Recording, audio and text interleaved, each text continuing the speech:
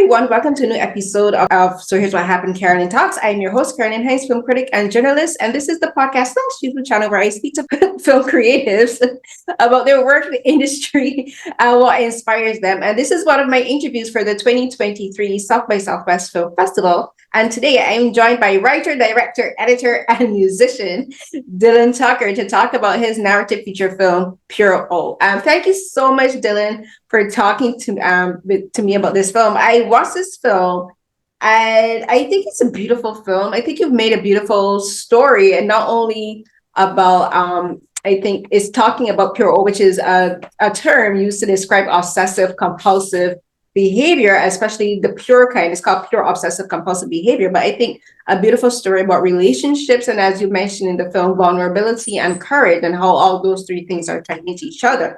So before we get into the film, I want you to talk a bit about just using your own story to make this feature film, because I think you had to get very vulnerable with yourself to create this story. And I think vulnerable with everyone who was involved in creating it, because they got to know some intimate details about your life and about this disorder that you have. Yeah, absolutely. It's a very vulnerable story. It's talking about I had late onset OCD and I was going into my 30s. So as I address it in the film, that I learned that how difficult late onset is, because you've already sort of cemented your worldview at that point. And so you're sort of dealing with your own hangups, so to speak, about it as you're going through it. But I also knew that that's what it was going to take. It was going to take being really vulnerable to share this experience, because it's just a misunderstood thing that a lot of people within the community don't even fully understand. And so if I wanted to put something like this into the world, to really sort of use art as a form of my own advocacy, that I was going to have to be really honest and really, just pull no punches with myself, and to not just share all the good aspects of myself, but to really kind of shine the light in there, and to ultimately not just show mental health, but to show how it affects all the loved ones around you when you're experiencing something like that, and how ultimately the power of social connection is what gets us through a lot of things in life. And so I wanted to do all of that with the film. And what was it that made you decide to actually make this a film? Because as I say in the intro, you do basically almost everything in this film. You write it, you direct it, you edited it, and you also wrote original songs for it. So what was it that made you decide I'm at the point in my life and at the point in my journey where I can make a film about something that's so vulnerable, and also a topic that still isn't widely understood, because a lot of people have preconceptions about OCD. And I think a lot of that has to do with the media and how media portrays OCD and also mental illness, because I'll get into a bit, but I think there's things that I knew, like the obsessive compulsive and the intrusive thoughts, but those things aren't actually normally defined or represented as OCD. It's kind of looked at as something separate. So what was it that made you decide this is the film I'm going to make, and I think I'm at the right point in my life to do it? Yeah, so this is my life that we just addressed, but it's really my life maybe 8 years ago or something like that. So when I was going through everything, I sort of just bullet pointed things out, and I made an outline about kind of what was going on, and I had an idea that I might want to kind of circle back to it at some point. But I knew that I didn't want to write it when I was going through everything, because I wasn't looking for this to be sort of an act of catharsis. And I knew that if I was writing it when I was going through everything, that I wouldn't have been able to have seen through the trees, and I would have been so shrouded by my own emotions about the whole thing and my own bias, that I wanted to wait until I could give sort of a more clear viewpoint of it. But by the same token, I didn't want to wait until I was so far removed from everything that I had forgotten almost everything that had happened. So I wanted to wait until I was in that sweet spot of where I had moved on in my life, and I processed everything, and I was in a new place, but I was close enough to where I could access everything, and I could touch it, and I could still remember everything, and And it just felt like the time that it was right at the beginning of the pandemic, and I was home and I had just written something else, and I was sort of just looking at what I was going to write next. And I came across the outline, and I just recognized that there wasn't any charge to it anymore for me. And that I felt like it was the time. It was the time to sort of share my story and to put it down on paper and see what would come of it. And it all came together very quickly after that. Okay, if you don't mind me asking, are you still in therapy? And the reason I asked this question is because I could imagine not only having to go through the writing process and delving through these painful memories for you, but also just the process of writing. Writing is extremely difficult. Writing a screenplay, a script, is just difficult on a normal basis. But when you're writing a script with the intent to reveal something so personal about your own past, as well as about the people in your life. And while the character of Cooper, who's the main lead, is fictional in that he is based on you, but he's not like an exact representation of who you were, but you would have still had to go through some painful moments, like some traumatic experiences and some traumatic memories. Because the thing about especially for the form of OCD that is expressed in the film, which is relational OCD, where it's like you're having extremely disconcerting and disturbing thoughts about hurting your loved one, particularly the fiance. I imagine, like, just for me watching it, there was moments where I felt close to tears, because the thought of having these thoughts about someone that you deeply love, and then the emotional turmoil that put Cooper through. Like, he doesn't want to have these intrusive thoughts. He doesn't want to hurt this person that he loves so much. But as I was watching, I just kept thinking, like, how was Dillon able to get through this process? I wondered if you were going through therapy during the process of writing, just in a way to just kind of like, I do like mental maintenance.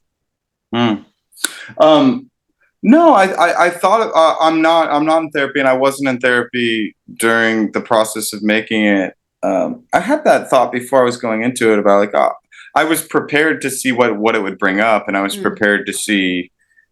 Certainly, obviously, there's a little bit of concern in your head of like, oh, is this going to sort of reignite different things in my life, or is this going to trigger things in some way?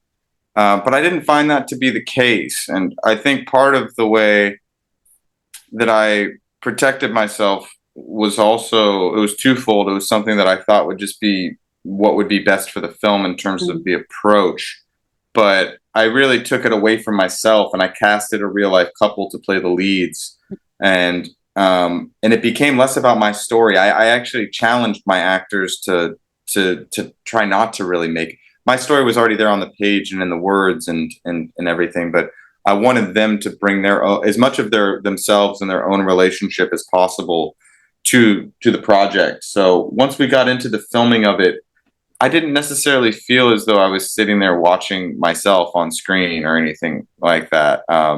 There's little moments along the way, but I think that's just that's me having the I think just kind of the interpersonal skills to recognize that I was in the right place to make the film at this time.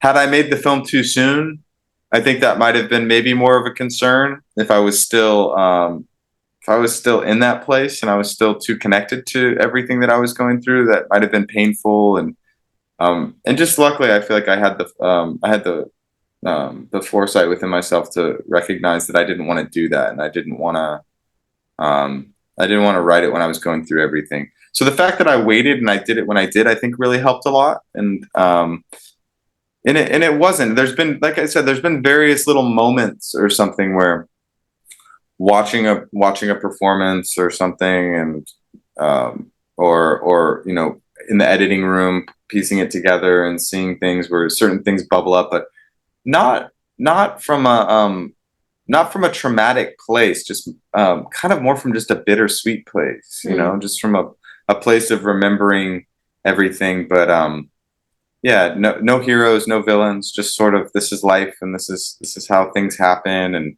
And so yeah, I'm actually, maybe it sounds a little strange, but I'm actually able to look back almost with a level of fondness towards this period of my life, just because it's one of those things everybody tells you when you're going through something about, it's like your darkest hour, and everybody's like, oh, this is only going to make you stronger, and this is going to all these things, and you're just listening to that. We all listen to that when it's being said. It's just hollow words.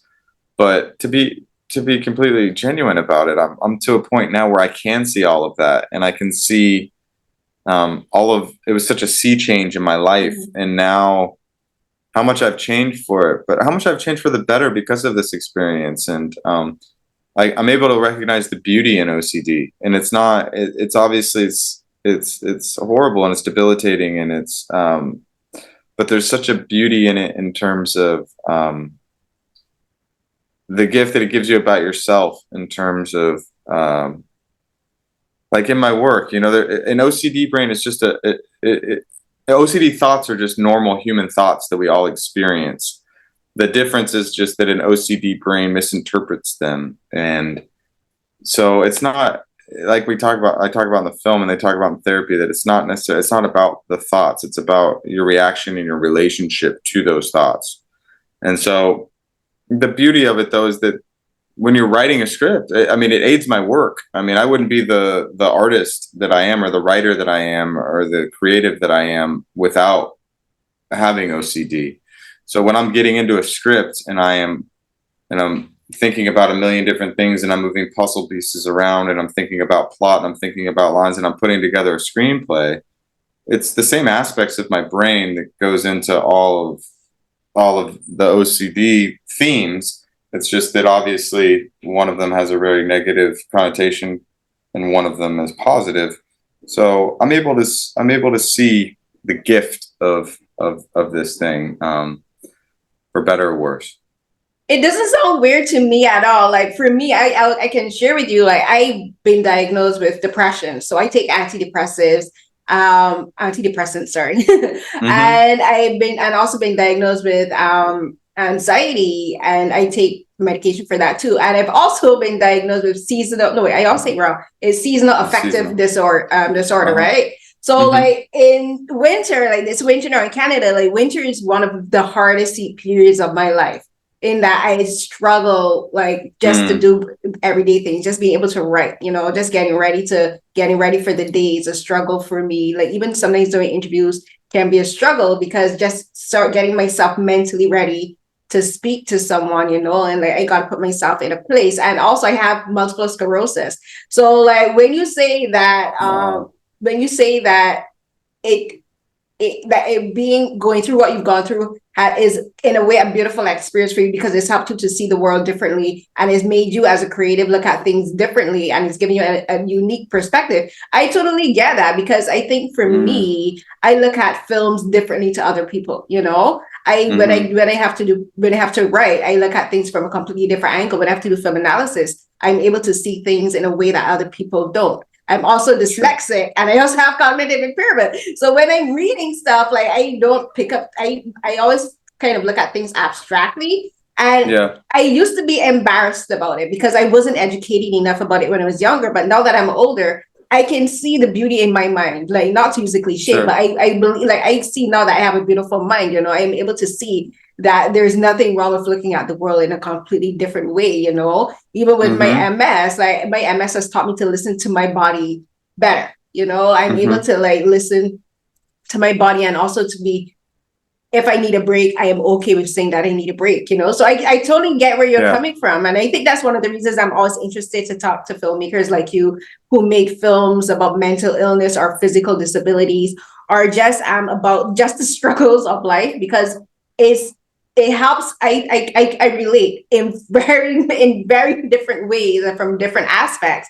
And like even watching your film, like I just said, like, I got very emotional, because like I've been where Cooper has been, I've been where you've been, in like the sense of suffering mental illness and feeling like no one understands you, and wanting your brain to work, the way that it can work. Like sometimes like for me being neurodivergent, my brain just doesn't work the way I know it can, and that can be very debilitating, and for people who don't suffer of mental illness in any form, they don't understand, and for Cooper, I think the beautiful thing is that he's working, and like you worked as a addiction counselor. Mhm. And I just thought like the way that you had to, in a way, make sure that you are there for your clients. You know, you're there for the people that you're helping, but you have to be present enough in yourself to know I can't do this unless I get help from myself too. You know, and there's a lot of people that when we're struggling, we don't acknowledge that we need help, and a lot of it has to do with society making us feel like asking for help is means that something's wrong with us. And like, no, like I love the fact that as soon as he noticed something's wrong, Cooper was like, you know what, I need to go find a therapist and I need to do this pronto. Yeah, I mean that comes full circle. I mean that's one thing in an OCD brain is that you feel that anxiety and you push off the floor and you want to take action right away, so it drives you to action, and it does things like this all goes back from years ago. It's like if we were like, if there was a lion in the tree lines and we were out in the field and back in the day, somebody with an OCD brain is going to survive more than the other person because they're going to be constantly thinking about all the things around them and all the possibilities. So this becomes a form of survival, and there's so many positives within that. So yeah, I don't see it in that way anymore. I do see the beauty in it, and yeah, it's like you spoke to with yours, with everything that you've gone through and that you shared. It's just that everybody's neurodivergent. This, just to destigmatize this thing, it's like we all. I don't know what a normal brain looks like. Everybody has. Hey, what is it? This is what does a normal brain look like? We all have our things. So, yeah. Yeah, I always say normal is relative. Like my normal is like no one else's normal. Your normal is like different to everyone else. So like there is no such thing as normal, as we like to say. Sure.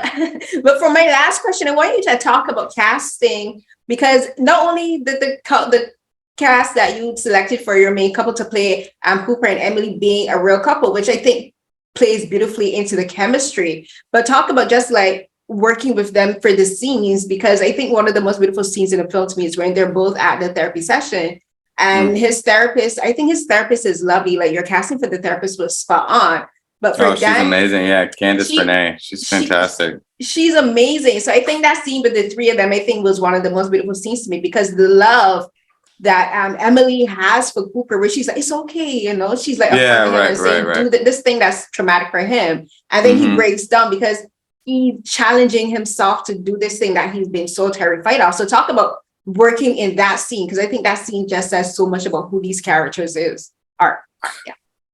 Yeah. I mean, that scene's very powerful. I want to obviously be careful to not give anything away. But yeah, in a general sense, that's one of those things that my actors were fantastic. I mean, just to go back for a second, just in terms of the casting, I was so fortunate that I casted the film myself, and I got all of my first choices. I was so fortunate that everybody said yes to me, and that everybody responded to the material, and everybody believed in me and what I was doing and was willing to come take the journey with me and lend their artistry to what we did. But I mean, that scene in particular, I mean, Daniel and Hope are both just phenomenal actors. I mean, they're both so smart, and they both have such a sense of humanity.